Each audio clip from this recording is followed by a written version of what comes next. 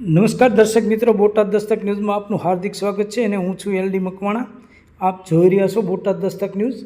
હવે પછીના સમાચાર વિગતવાર. ગઢડાના જીન નાકા વિસ્તારમાં ઠપકો આપતા સર્જાઈ મારામારી. 2 મહિલાઓને ઈજાઓ થતાં સારવાર અર્થે બોટાદ ખસેડી. પોલીસ કાફલો હોસ્પિટલ પહોંચી કાર્યવાહી હાથ ધરી.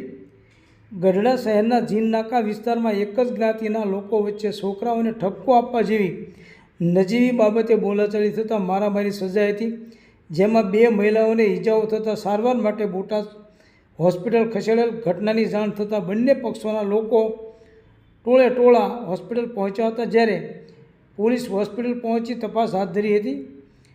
બોટાદ જિલ્લાના ગઢડા શહેરમાં આવેલા જીનનાકા વિસ્તારમાં અગાઉ છોકરાઓ વચ્ચે થયેલ બોલાચાલી બાબતે સાંજના સમયે ઠપકો આપવા જતાં ઉગ્ર બોલાચાલી થઈ હતી અને ત્યારબાદ મારામારી સર્જાઈ હતી, જેમાં 2 મહિલાઓને માથાના ભાગે ઈજાઓ થતાં બંને ઈજાગ્રસ્ત મહિલાઓને પ્રથમ ગઢડાની રેફરલ હોસ્પિટલ ખસેડેલ, પરંતુ બંને મહિલાઓને માથાના ભાગે વધુ ઈજાઓને લઈને ફરજ પરના તબીબે બંને મહિલાઓને વધુ સારવાર અર્થે બોટાદ ખસેડેલ. ઘટનાની જાણ થતાં લોકોના ટોળે ટોળા હોસ્પિટલ પહોંચ્યા હતા, જ્યારે ગઢડા પોલીસ કાફલો હોસ્પિટલ દોડી આવ્યા હતા અને કાર્યવાહી હાથ ધરી હતી. ગઢડાના જીનનાકા વિસ્તારમાં સર્જાયેલ મારામારી મામલે ઈજાગ્રસ્ત મહિલાના માતા કનુબેન હકાભાઈ ખવડે માહિતી આપી હતી.